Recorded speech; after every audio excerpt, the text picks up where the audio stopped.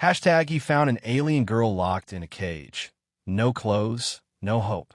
Nothing left but her tears. The sky over Xylos rarely revealed stars. Between the toxic haze that settled like a funeral shroud and the constant metallic dust suspended in the atmosphere, the celestial beauty that once enthralled Kale remained hidden, much like his former self.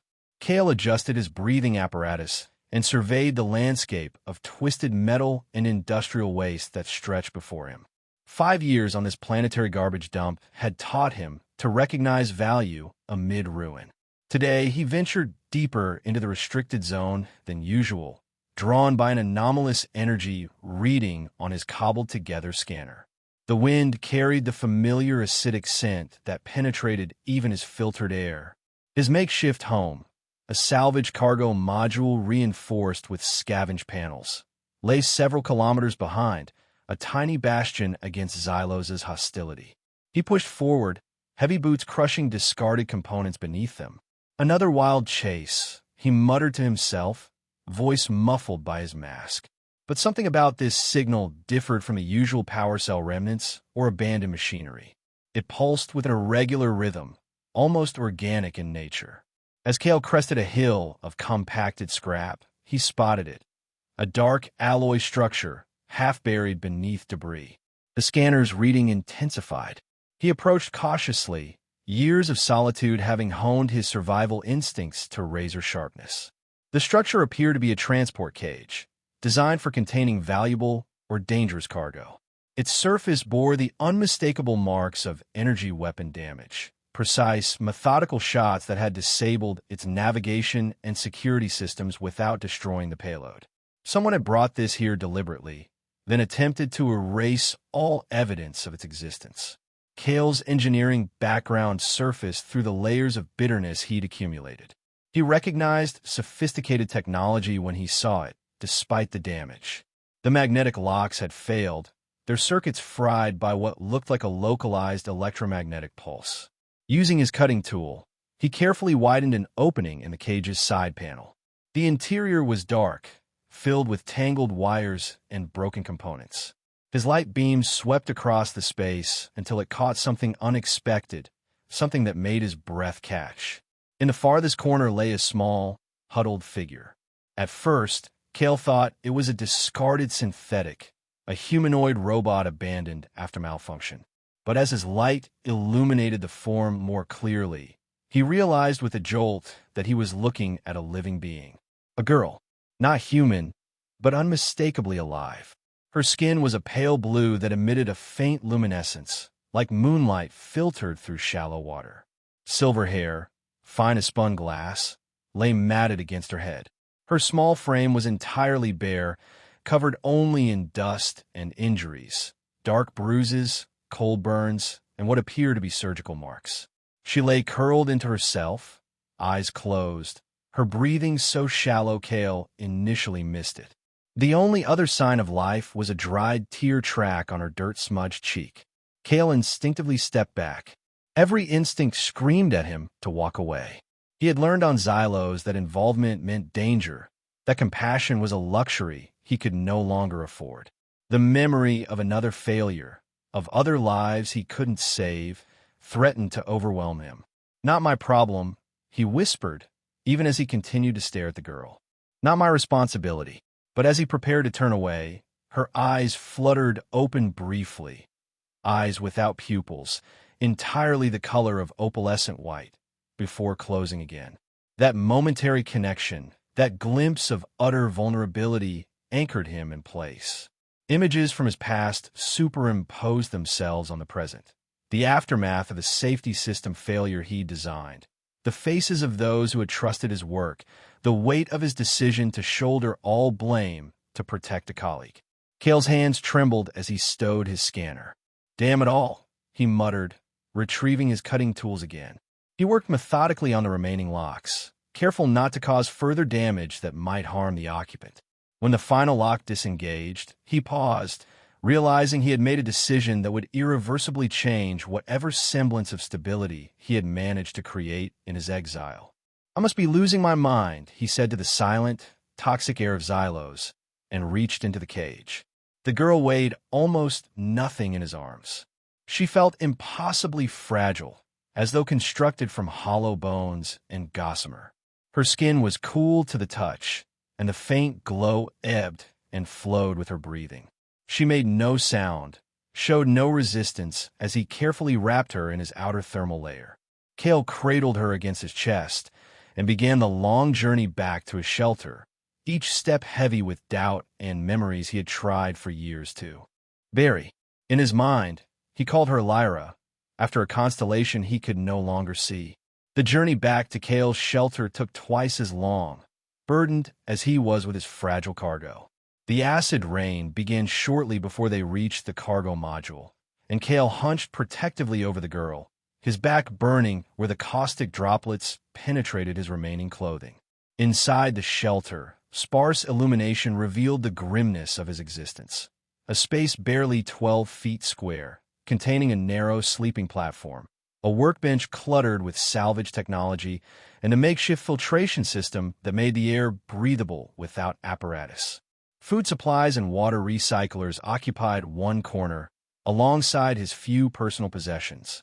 Kale gently placed the girl, Lyra, as he'd begun thinking of her, on his sleeping platform and covered her with his only thermal blanket. Her skin's glow seemed dimmer in the artificial light, making the bruises and lesions covering her body more pronounced. "Water," he murmured, retrieving a small feeding tube from his medical kit. He'd scavenged it years ago, never imagining its use. With extreme care, he moistened her cracked lips and placed the tube in the corner of her mouth, allowing the smallest trickle of purified water to flow. Lyra showed no response beyond a reflexive swallow. Her eyes remained closed or, when briefly open, unfocused and vacant. When Kale's fingers brushed against her arm while cleansing a particularly angry wound, her body twitched almost imperceptibly, but she made no sound, showed no sign of pain or fear, only emptiness.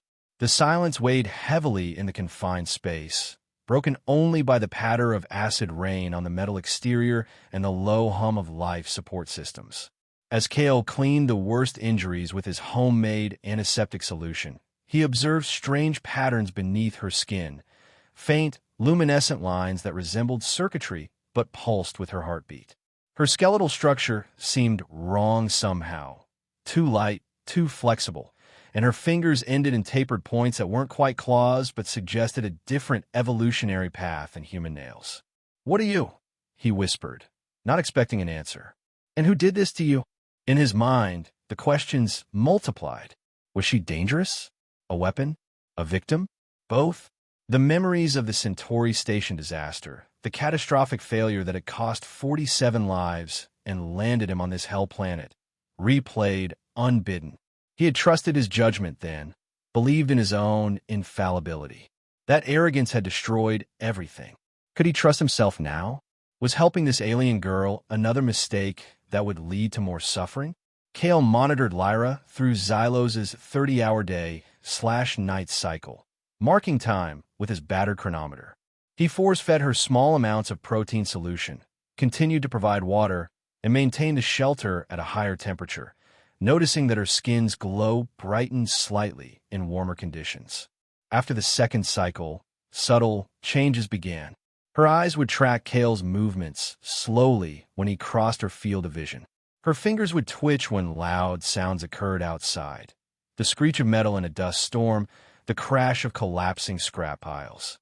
Once, when Kale accidentally knocked over a container of water, her entire body tensed, and she drew her knees closer to her chest. On the third day, Kale's early warning system, a network of motion and energy sensors scattered around his territory, detected an unusual long-range energy scan sweeping the area. It wasn't the typical pattern used by planet-side patrols or salvage competitors. This was more focused, more thorough, as though searching for something specific. Kale felt cold dread settle in his stomach. Someone was looking for the cage or its occupant. That evening, as Kale repaired an air filter by the dim light of his workbench lamp, a metal tool slipped from his fingers and clattered loudly against the floor. The sound echoed in the small space.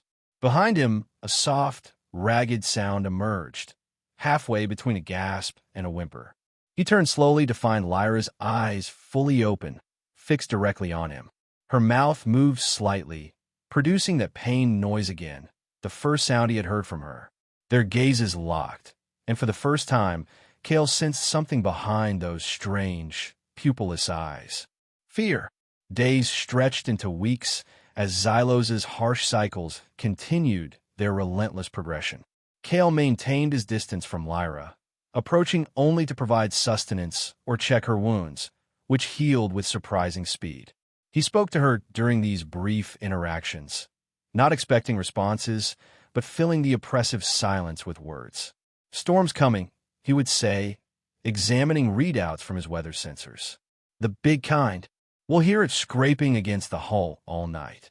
Or, found some secondary processing chips today. Might get the purifier working at full capacity." Again, his monologues covered the bitter cold outside, the scarcity of usable salvage, the constant struggle to maintain life support. He never mentioned his past, never spoke of the lives lost because of his mistake. But sometimes, in the darkness of Xylos's night, he felt Lyra's gaze upon him, watchful and absorbing. Gradually, he noticed changes in her behavior. When he returned from salvage runs, items in the shelter had been moved, not dramatically, but enough to indicate she had explored while alone. A tool shifted on the workbench, his spare clothing examined and placed back almost, but not quite, as it had been. One morning, he discovered markings on the dusty metal wall beside her sleeping area. Intricate, swirling patterns drawn with her fingertip. They resembled no language or symbol system Cale recognized, yet possessed an undeniable intentionality. The patterns continued to appear, growing more complex each day. Cale began an awkward attempt at communication, pointing to himself and saying, "Cale," then pointing to her, raising his eyebrows in question. Lyra only stared back, unblinking, though her head tilted slightly as though processing the information. The breakthrough came unexpectedly. Cale sliced his palm on a jagged piece of metal while attempting to repair a power coupling. Blood welled up, and he cursed, reaching for his medkit. Before he could retrieve it, a small, cool hand touched his wrist. Lyra had risen from her corner and approached silently. She made a soft, barely audible sound, not quite speech, but intentional, and gently turned his hand palm up. With extreme caution, she placed her fingertip against the wound. The luminescence in her skin brightened momentarily, concentrated at the point of contact. When she withdrew, the cut had closed, leaving only a faint pink line. Cale stared at his hand, then at Lyra, who met his gaze steadily for the first time. She backed away immediately afterward, returning to her corner, but something fundamental had changed. She had chosen to interact, to help.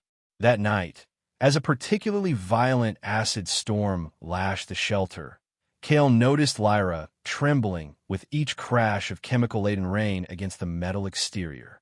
He moved closer to her than he had ever voluntarily sat before and began speaking, not about the storm or salvage or survival, but about himself. "I wasn't always here," he said quietly. "I was a systems engineer for Centauri Station. Designed life support and emergency protocols for the entire habitat. 15,000 people depended on my work." The words came easier in the darkness, addressed more to the memories than to Lyra. There was a cascading failure in the primary coolant system. The backup should have engaged automatically. My system should have detected the problem and rerouted power. It didn't. His voice grew hoarse.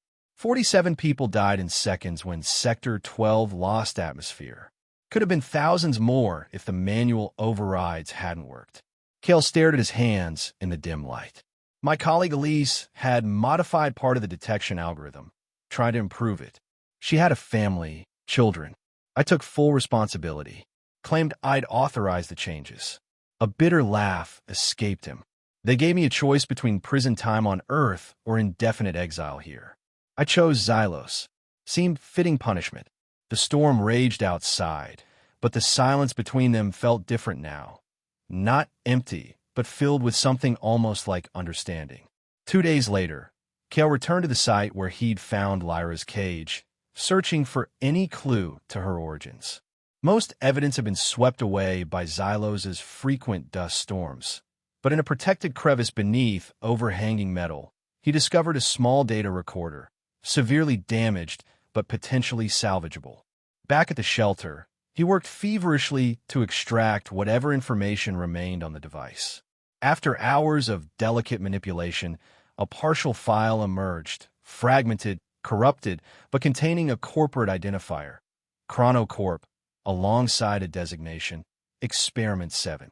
The energy scans that had worried him earlier now seemed far more ominous. He immediately reinforced the shelter's exterior with radar-absorbent materials and installed additional proximity alarms. That evening, as Kale reviewed the meager data on his work screen, Lyra approached silently. She stood beside him, her gaze fixed on the display. When the Chronocorp logo appeared, a stylized hourglass intersected by a helix, her body tensed. She raised one slender finger toward the symbol and whispered, "Silas." The word emerged with difficulty, as though her vocal cords were unaccustomed to speech. But the fear in her eyes, as she looked from the screen to Kale, was unmistakable. For several days following Lyra's utterance of Silas, Kale risked dangerous forays into Xylos' more populated zones, seeking information. Such ventures required careful navigation through automated security, perimeters, and occasional interactions with other exiles, people as damaged and distrustful as himself. Each excursion brought minimal reward and considerable risk. Chronocorp was a shadow organization operating beyond the jurisdiction of Earth Alliance regulations. Rumors suggested involvement in temporal physics and biological enhancement, dangerous fields abandoned by legitimate research after the neural plague of 2187. Nothing concrete connected to Silas, though one intoxicated information broker mentioned a Dr. Silas Cronin who had defected from an advanced genetics program years earlier. Meanwhile, Lyra's communication abilities developed rapidly, though not through conventional speech.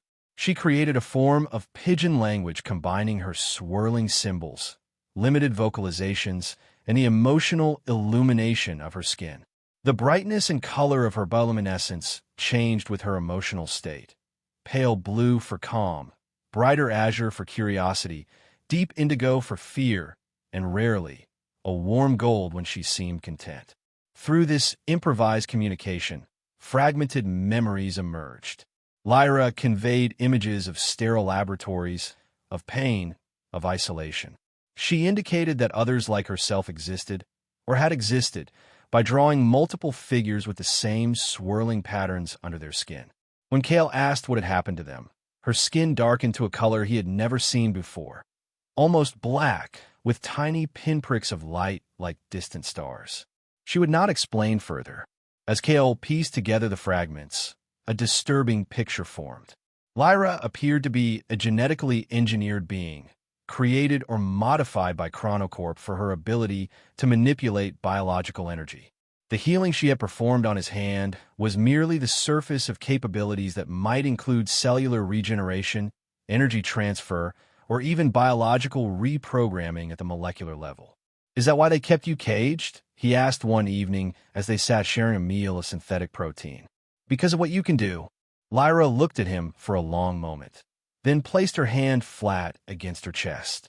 Her skin illuminated in a particular pattern that Kale had come to recognize as her signature for self. Then she extended her hand toward him, palm up, the light pulsing in a different sequence. Kale understood with sudden clarity. You're not just capable of healing others. You can affect their systems in other ways. Control them, maybe. He watched her closely. "Is that why they're hunting you? They're afraid of what you might do." Lyra shook her head slowly, then traced a pattern on the floor, a double helix intertwined with what looked like computer code. She pointed to herself again. "You carry something in your genetic makeup," Kale translated, his engineering mind finding parallels in systems architecture. "A key of some kind. Information they need." She nodded, then drew a circle around both of them, her expression solemn. The implication was clear. By helping her, Kale had placed himself in danger as well. They were now bound together in this threat. That night, something shifted between them. The last barriers of distrust dissolved, replaced by a mutual understanding that transcended their differences. They sat together in comfortable silence, no longer in exile and a strange ward, but two survivors united against a common enemy. Their fragile peace shattered 3 days later when Kale's perimeter alarms triggered in rapid succession. The pattern indicated multiple intruders approaching from different directions, a coordinated search pattern. "They found us," Kale said, grabbing his emergency pack. Lyra was already moving, gathering the few possessions she had acquired. A garment Kale had modified from his spare clothing, a small toolkit she had shown interest in, the data recorder. They slipped out through Kale's emergency exit, a narrow tunnel beneath the shelter that emerged 200 meters away, concealed by debris. The acid rain had just begun, providing additional cover as they navigated the treacherous landscape of twisted metal and industrial waste. Kale led them through paths only he knew, avoiding open areas and using the constant background radiation of Xylos to mask their heat signatures. But their pursuers were not ordinary salvagers or security forces. They moved with uncanny precision, adapting their search pattern to counter Kale's evasive maneuvers. "Bio-trackers," Kale whispered as they huddled beneath an overhanging sheet of hull plating. "They're following your energy signature." Lyra's skin had dimmed to its minimum luminescence, but Kale realized this would not be enough. These hunters had technology specifically designed to detect her unique biological emissions. The pursuit became a desperate game of hide-and-seek through the industrial wasteland. Kale deployed improvised distractions, power cells rigged to overload, scrap metal avalanches triggered remotely. Each bought them precious minutes, but the hunters continued to close in. In a moment of desperation, Kale led them into a region he normally avoided, the melt zone, where chemical runoff had created pools of highly corrosive liquid. The footing was treacherous, visibility poor due to the constant vapor rising from the pools. They had nearly reached the other side when disaster struck. A section of metal catwalk collapsed beneath Kale's weight, plunging him toward a bubbling pool of chemical waste. He caught himself on a protruding beam, but the impact drove a jagged metal spur deep into his side. Pain exploded through his body. He could feel the metal fragment inside him, could sense the damage it had done. Blood spread rapidly across his tattered shirt. Lyra pulled him to relative safety on a stable platform, her eyes wide with fear as she assessed the wound. Kale knew it was fatal. The metal had penetrated too deeply, damaged too much. Even if they weren't being hunted, he lacked the medical resources to treat such an injury. "Go," he gasped, pushing her away weakly. "They're tracking you." "Not me. I'll slow them down." Lyra shook her head vehemently, her skin pulsing with distress. She placed both hands over his wound, her expression intense with concentration. "No," Kale protested, understanding her intent. "If you use your ability, they'll detect the energy spike immediately." She met his gaze, and in that moment communicated more clearly than any words could have. She had made her choice. Light blossomed beneath her palms, brighter than Kale had ever seen it, a radiance that illuminated the misty air around them. Warmth flowed into his body, and with it came an incredible sensation of cellular activity, of tissues knitting together, of damage being undone. The pain receded, replaced by a tingling energy that spread throughout his entire body. When Lyra finally removed her hands, the wound had completely closed, leaving not even a scar. But the massive energy discharge had done exactly what Kale feared. In the distance, they heard the hunters change direction, moving with renewed purpose directly toward their position. Kale staggered to his feet, surprised at the complete absence of pain or weakness. "We need to move," he said urgently. They fled through the melt zone, but the hunters converged rapidly.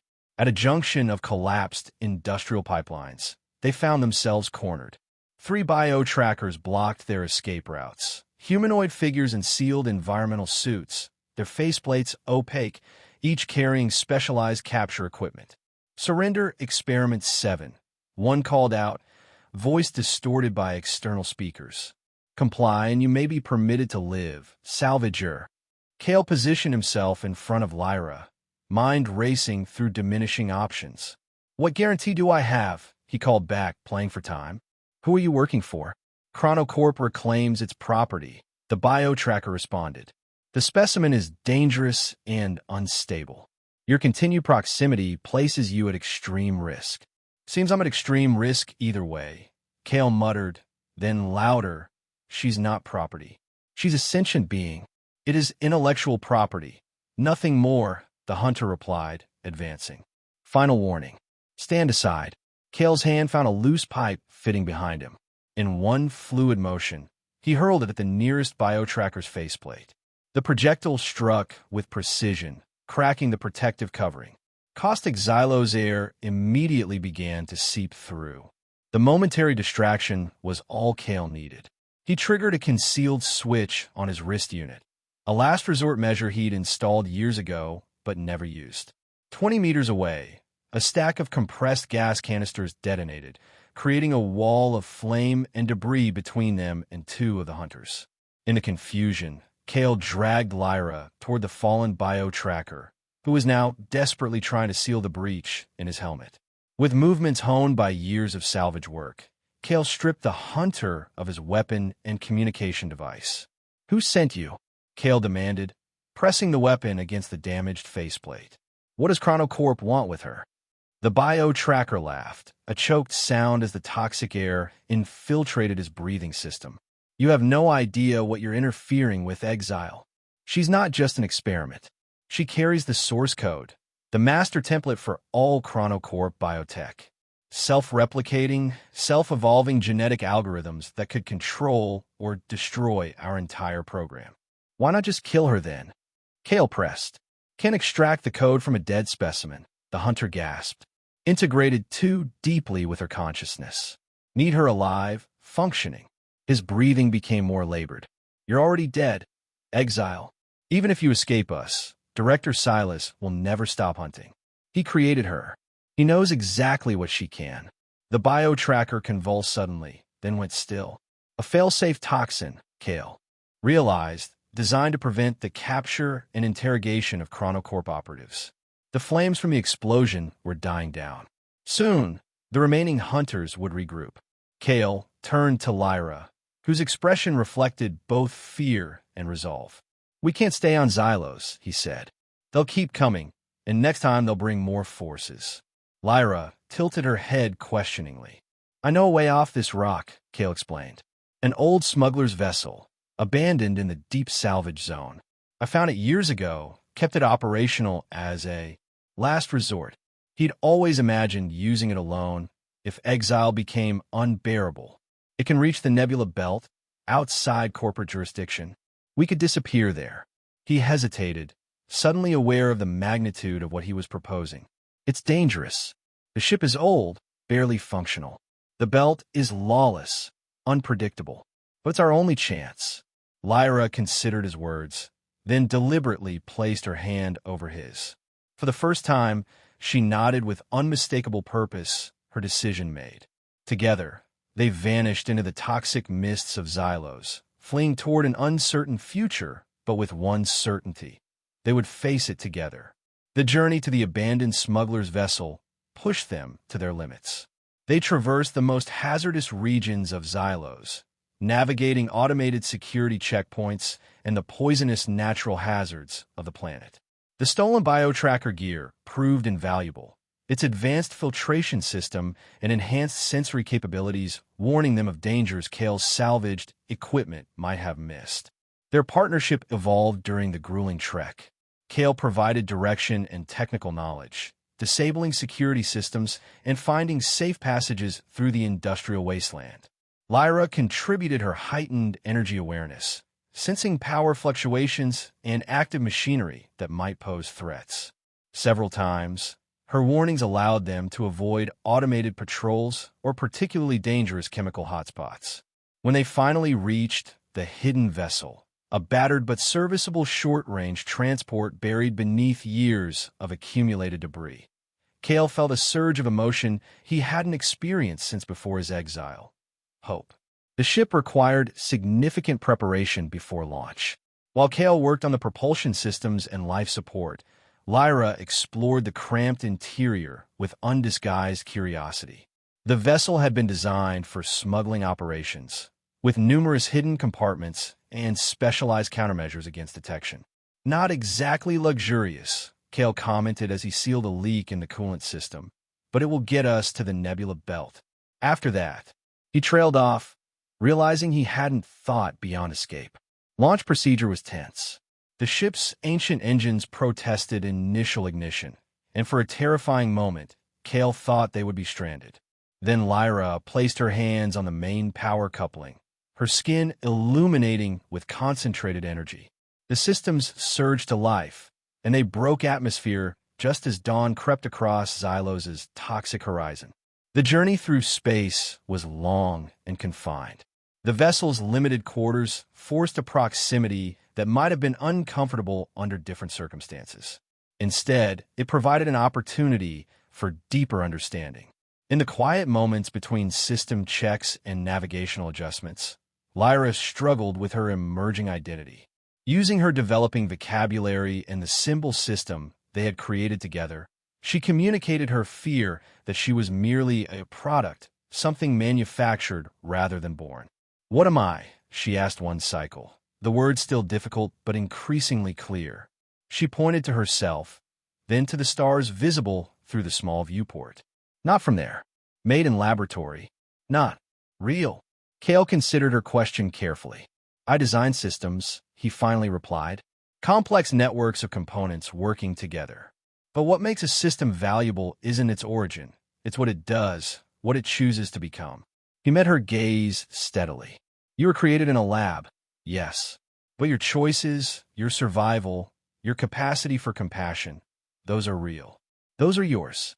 He told her about the true stars, not the obscured, pollution-dimmed lights visible from Xylos, but the brilliant constellations of open space, the nebulae and galaxies that humans had spent centuries exploring. "Out there," he said, gesturing to the viewport where distant stars glimmered. "Your origin won't matter as much as who you choose to be now." The confined space and shared danger fostered a growing intimacy between them.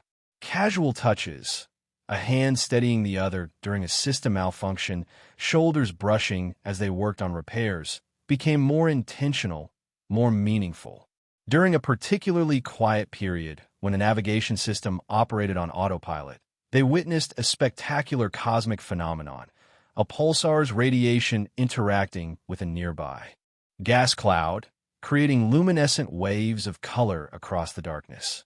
Lyra turned to Cale, the light from the spectacle playing across her features. The bioluminescence beneath her skin glowed warmer than he had ever seen it, a golden hue that spoke of emotions beyond mere contentment. She reached for his hand, her slender fingers interlacing with his. Cale felt something shift within him, something he had thought destroyed in the disaster that led to his exile. Looking into Lyra's strange, beautiful eyes, he realized the connection between them had transcended their initial roles as rescuer and rescued. He gently wiped away a tear that had formed at the corner of her eye. Not a tear of despair, as when he had found her, but one of quiet wonder. They sat together in silence, hands joined, as the cosmic light show continued beyond the viewport. No words were necessary to acknowledge what both now understood. The nebula belt emerged on their sensors after weeks of travel, a sprawling network of independent space stations, asteroid habitats, and free-floating communities existing beyond the reach of corporate governance. The region's chaotic nature made it both dangerous and perfect for those seeking anonymity. They docked at Ceres Hub, one of the larger stations, a haphazard construction of salvaged spacecraft parts and habitat modules connected by a labyrinthine system of corridors and transport tubes. The population was as diverse as the architecture. Humans from every Earth colony, various non-terrestrial species, and synthetic beings mingled in the crowded marketplaces and residential sectors. Lyra, now dressed in proper clothing scavenged from the ship's storage, was overwhelmed by the sensory input. After years in a cage and weeks in isolation with only Kale, the crush of beings, the cacophony of languages, the riot of smells and sounds threatened to overwhelm her. She stayed close to Kale, her hand often seeking his for reassurance. "It's a lot to take in," he acknowledged, guiding her through the less crowded service corridors. "But here, being different isn't remarkable. Look around. Everyone's an outsider of some kind." Indeed, Lyra's appearance, while distinctive, hardly warranted a second glance among the station's eclectic inhabitants.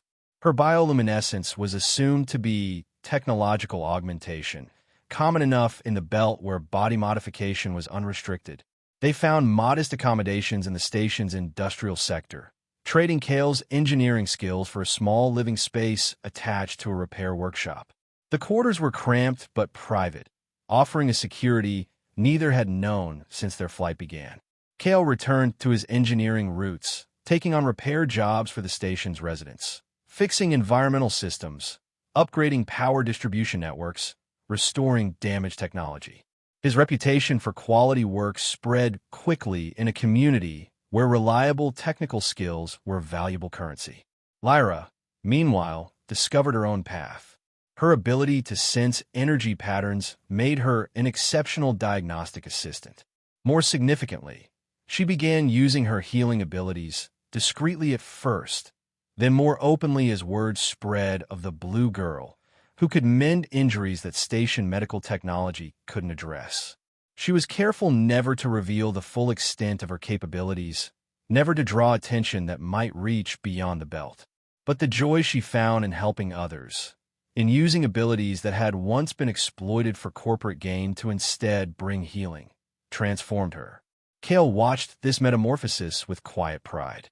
The terrified, broken creature he had found in that cage was gone. In her place stood a being of quiet strength and growing confidence. She smiled now, a real smile that illuminated her face and sent waves of golden light rippling beneath her skin. One evening, 6 months after their arrival at Ceres Hub, they stood together at a public observation deck, watching as the station's rotation brought the heart of the nebula into view, a swirling mass of cosmic dust and newborn stars, painted in blues and purples against the velvet black of space. Lyra stood tall beside him, dressed in simple but well-fitted clothing, her once matted silver hair now flowing freely around her shoulders. Kale, no longer the haunted exile, had regained something he thought permanently lost, a sense of purpose, of connection. Lyra turned to him, her eyes reflecting the starlight. "Kale," she said, her voice clear and confident, the product of months of practice. Then she pointed to herself and spoke again. Lyra. She had chosen to keep the name he had given her in his thoughts, making it truly her own. She smiled at him, a smile containing genuine hope. Whatever dangers still lurked in their future, Chronocorp, Dr. Silas, the ever-present risks of life in the lawless belt, they would face them together. Before them stretched an infinite sky, full of stars, no longer obscured by rust or pollution. The cage that had once defined Lyra's existence was light years away.